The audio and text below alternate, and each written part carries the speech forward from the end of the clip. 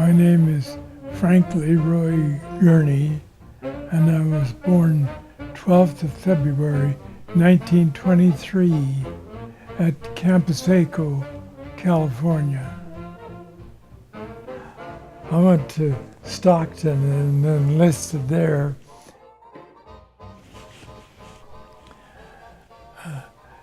You were supposed to go to mechanic school and learn to work on the flight line where they repaired the airplanes and got them ready to fly. And another kid and I that was buddies,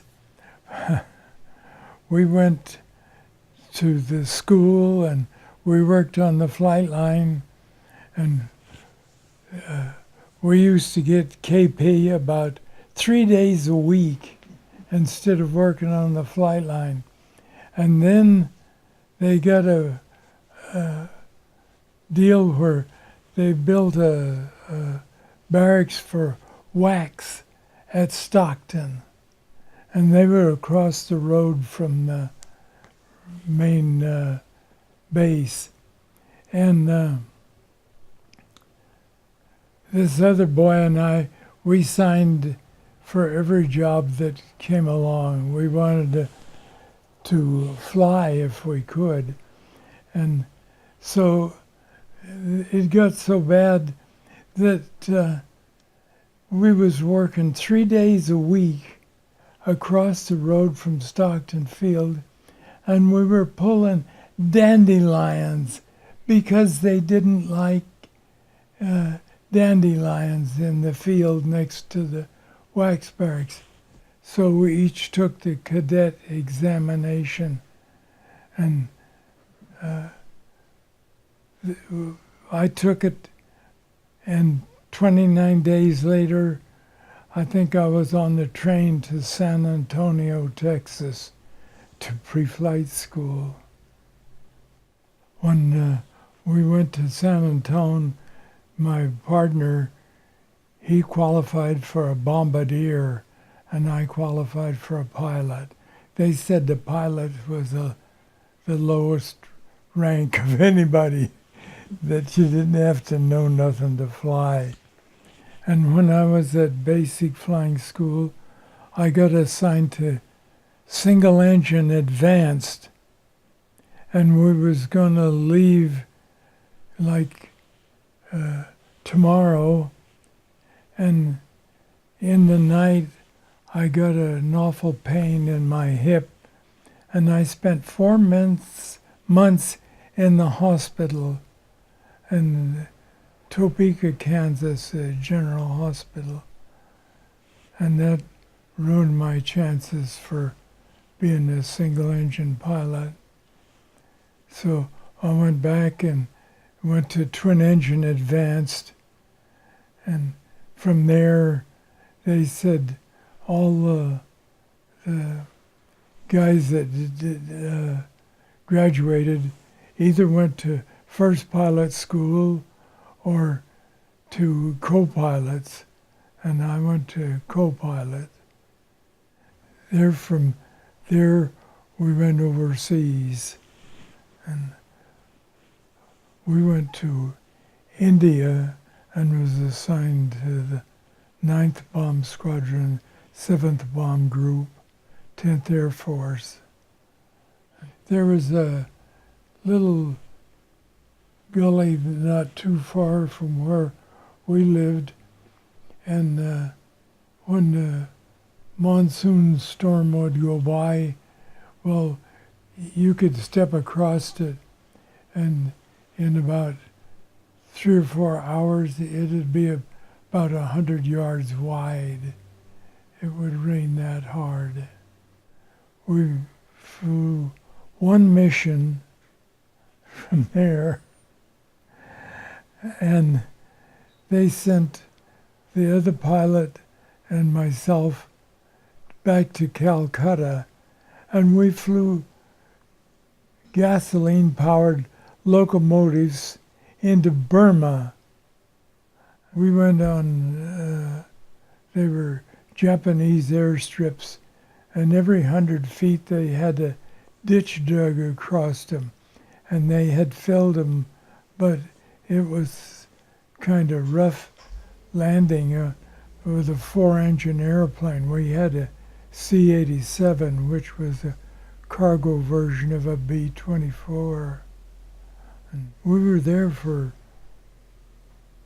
all during the hot weather, and when the monsoon season came, the 9th Bomb Squadron moved to a place called Tezpur and started hauling gas to China from there.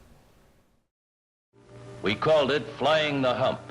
Here over Calcutta, India, we got an idea of how much our sky wagons were slated to carry. There was plenty. Tons of food and medicine. Tons of gasoline and bombs. Shiploads of them every day. Even this was only a fraction of what would come. First, while still crated, supplies moved overland by train, due north about 800 miles. This was the slow part of the long journey.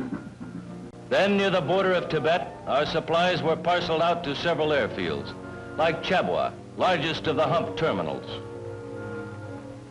Here too, although there was plenty of manpower, the transfer methods were primitive. Until more ordnance equipment arrived, the natives helped fight the war with their bare hands. Some of these bombs weighed half a ton. After a year of operation by the 10th Air Force, we had grown from a squadron of 10 borrowed transports to a fleet of 140 high-altitude C-46s and 47s. By 1943, Hump Commander General Edward Alexander began to set records for troops, supplies, and equipment being lifted over the hump. Stretching before us were 500 miles of rough duty. Before it was over, the treacherous hump had cost us 250 transports, 250 cargoes, and 800 airmen. A high price to pay for the privilege to fly over the highest mountains in the world. We flew continuously, some of the time through Jap fighters and treacherous weather. The clouds made pretty pictures, but at 20,000 feet they could mean ice and death. No emergency landing fields among saw-toothed 5-mile-high peaks for us aerial truck drivers. Flying without fighter cover, it was always good to hear we were on the beam and minutes from landing at Kunming, China. We hauled gas until the end of the war. I think I made 19 trips over the hump. The hump is a very beautiful place to fly. Mountains with the sun, snow on it, deep valleys and over Burma. They called it the hump. People were getting killed, the weather was bad, this bad. They're frightening stories that would come forth. They called it the Aluminum Trail because on your way east there, against the morning sunlight, you could see the glitter of aluminum as we headed into the sun. These are from the aircraft that crashed on the hump. There was a natural enemy because no place in the world is the meteorological conditions so adverse to flying. The Tibetan cold air coming in on top of it caused a tremendous turbulence round and round in the highest updrafts in the world. It was unheard of. We flew through thunderheads, rainstorm, hail, ice, did instrument takeoffs. We'd talk each other onto the runway. It was an unarmed airplane, so therefore we had no way to shoot back, but we had to be very careful and fly low to avoid the Japanese fighters. But another sure way was to fly at night that time because the Japanese had no night fighters. About 1,500 transports that crashed on the hump, and that was the same rate as the fighters and the bombers. So flying transports was the dangerous being.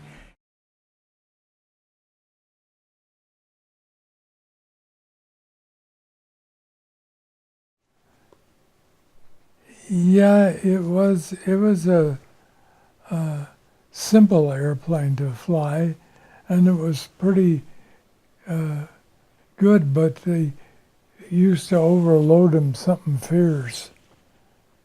We hauled 3,880 gallons of gasoline when we were going to China over the hump.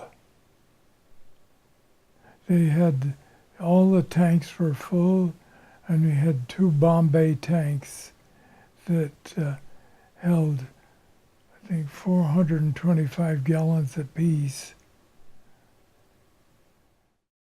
Every 4 tons of gasoline delivered used 3.5 tons to get them there.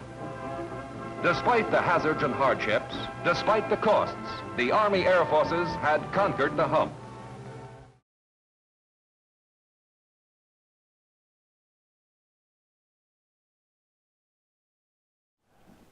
We was at Tezpur in India. I can remember that because there was the squadron commander for the next squadron to us, and he was a real tough guy to work for. And 2 second lieutenants burned his basha down where he lived.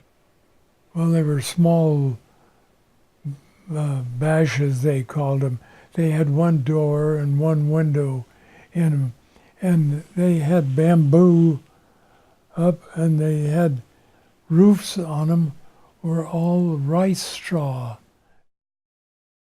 Then we got to bring a War Worry B-24 home. We brought it to Florida. And then I decided to stay in, and they transferred me back to San Antonio, Texas.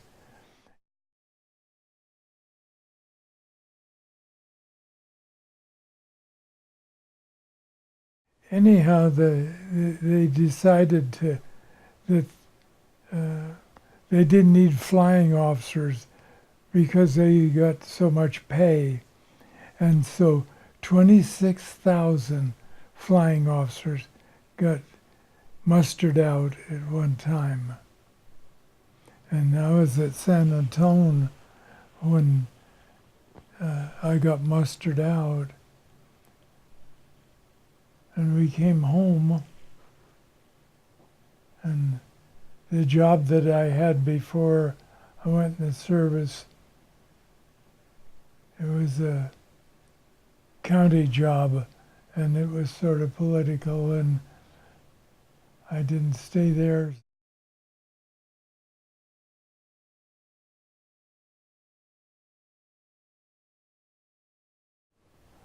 It really doesn't accomplish anything except kill off all the young people and the families that they bomb the cities. My partner that I went in cadets with, well, he went to Italy as a bombardier, and the last letter that I got from him, he said he had 26 missions, and he was going to Ploesti to bomb the oil fields, and he said he was so scared that when he got back on the ground, he used to get down and kiss it. And the last letter I got from him, it said deceased.